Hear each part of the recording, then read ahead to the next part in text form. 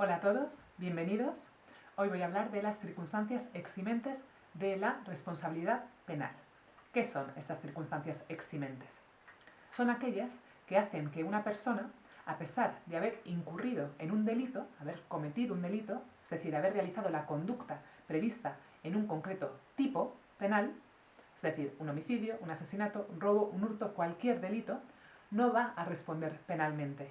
No se le va a imponer ninguna pena por haber realizado esos hechos. ¿Cuáles son estas circunstancias? Antes de nada, decir que estas circunstancias eximentes de la responsabilidad se encuentran ubicadas en el libro primero del Código Penal, que, como ya sabemos, está referido a las disposiciones generales del delito, de las personas responsables, de la pena, de las medidas de seguridad y demás consecuencias de la infracción penal. Disposiciones generales, no disposiciones concretas, delitos concretos, que son los que están previstos en el libro segundo de los delitos y sus penas. Esto está ubicado en el libro primero, en concreto, dentro del libro primero, en el título primero de la infracción penal y dentro de este título primero, en el capítulo segundo. Bien, vamos a ver cuáles son. Están reguladas en los artículos 19 y 20. En concreto, el artículo 19 se refiere a los menores de 18 años, a los menores de edad, que dispone que estos no responden criminalmente conforme a este Código Penal. Sin embargo, añade que podrán responder conforme a la ley reguladora de la responsabilidad penal del menor. En concreto, esta ley actualmente es la Ley Orgánica 5/2000, reguladora de la responsabilidad penal de los menores. Es decir, esta circunstancia es un poquito distinta a las otras, ya que no se trata de que los menores de 18 años no respondan penalmente en ningún caso cuando cometen hechos delictivos, sino que en este caso no responden conforme al Código Penal, pero sí conforme a la ley reguladora de la responsabilidad penal del menor. Pero, una excepción, no todos los menores responden penalmente conforme a esta ley orgánica reguladora de la responsabilidad penal del menor, sino únicamente los que tienen menos de 18 años y más de 14. Los menores de 14 años sí que no van a responder penalmente, son inimputables. Es decir, no se les va a imponer ninguna medida punitiva cuando, en su caso, cometan un hecho delictivo. Estos menores de 14 años, según dispone el artículo 3 de esta Ley Orgánica 5/2000, reguladora de la responsabilidad penal de los menores, se les va a aplicar, en su caso, las medidas de protección previstas en el Código Civil y en otras disposiciones. Es decir, en todo caso, habrá que atender a ciertas medidas civiles, pero no penales. Bien, en el caso de que se trata de menores de 18 años que sean mayores de 14, sí que van a responder, sí que van a ser castigados de alguna forma conforme a esta Ley Orgánica 5/2000. Bien, ese es el primer supuesto. Es un poquito distinto por lo que hemos visto, porque sí que van a responder de alguna forma, salvo que sean menores de 14 años. Vamos a pasar a ver las del artículo 20. La primera. Se establece en el artículo 21, apartado 1, que se exime de responsabilidad penal a los que, al tiempo de cometer la infracción penal, a causa de cualquier anomalía o alteración psíquica, no puedan comprender la ilicitud del hecho o actuar conforme a dicha comprensión.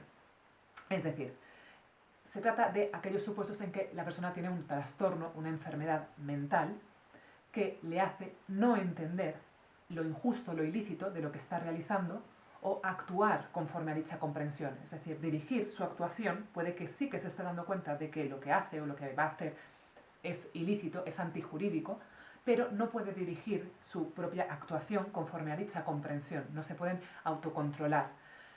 Esto es a lo que se refiere este apartado primero. Cuando se está en esos estados mentales, cuando se tiene esas enfermedades o trastornos mentales, no se va a responder criminalmente por dichos hechos, siempre que se tengan en el momento de la comisión del delito, no si se tienen antes o después. En concreto, también se refiere este primer apartado al trastorno mental transitorio, que en el caso de que se tenga en ese momento, es decir, no es una persona que esté enferma siempre que tenga un trastorno permanente, sino que tenga en ese momento un episodio o que esté en un estado de trastorno mental transitorio, a lo mejor esa única vez en su vida. En ese caso, si se da en el momento de cometer el delito, tampoco va a responder penalmente. También eso libera de responsabilidad penal. pero se establece una excepción, y es que el sujeto se haya colocado a sabiendas o con el propósito de cometer el delito en dicho estado de trastorno mental transitorio. Si el sujeto se ha colocado en ese estado para cometer el delito, o también que ha previsto que si se coloca en ese estado va a cometer el delito, o lo debía haber previsto, en ese caso no se aplicará esta eximente de responsabilidad y sí que tendrá que responder. Es decir, si se ha colocado aposta en ese estado de trastorno mental para cometer el delito, sí que va a responder por este delito. O si tenía que haber previsto que si se subsumía en ese estado iba a cometer el delito, por ejemplo, porque ya otras veces, cuando se ha puesto en ese estado de trastorno mental, ha cometido ya otros delitos, tendría que haber sabido que si se vuelve a colocar en ese estado de trastorno mental, lo iba a cometer, y por tanto en ese caso sí que respondería del delito cometido. Bien, el segundo punto, la segunda causa que exime de responsabilidad, es la intoxicación plena o el síndrome de abstinencia, es decir, el que al tiempo de cometer la infracción penal también, en el momento de cometer el delito, se halle en un estado de intoxicación plena por el consumo de bebidas alcohólicas, drogas tóxicas, estupefacientes, sustancias psicotrópicas u otros que produzcan efectos análogos. Siempre que, dice también, no se haya colocado en ese estado de intoxicación para cometer el delito o que no hubiese previsto o debido prever su comisión si se colocaba en dicho estado. Es lo mismo que acabo de mencionar ahora del trastorno mental transitorio. O que también hubiese cometido el delito a causa del síndrome de abstinencia debido a su adicción, a su dependencia a dichas sustancias. En esos casos, esas personas que están en ese estado de intoxicación plena no van a responder tampoco penalmente del hecho delictivo que cometan. Tiene que ser una intoxicación plena, es decir, que le impida también comprender la ilicitud del hecho o actuar conforme a dicha comprensión.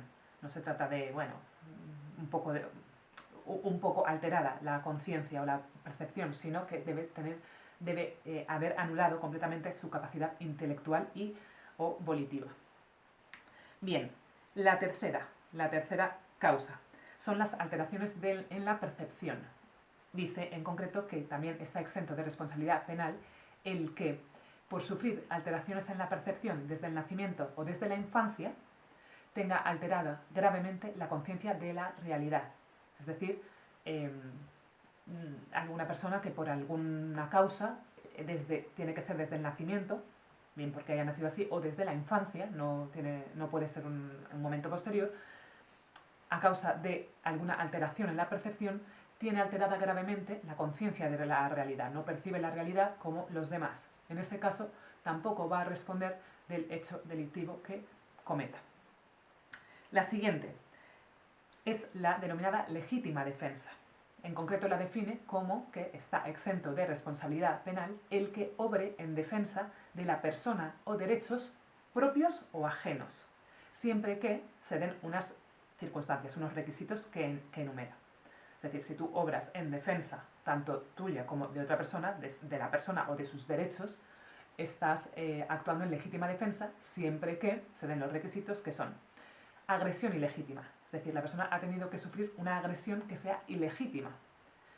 No sería, por tanto, en el caso de que esa agresión fuera legítima. ¿Cuándo sería legítima? Por ejemplo, el uso de la fuerza por las fuerzas públicas, por un policía, por ejemplo, siempre que actúe dentro de lo establecido en el ordenamiento jurídico, de las leyes, etc.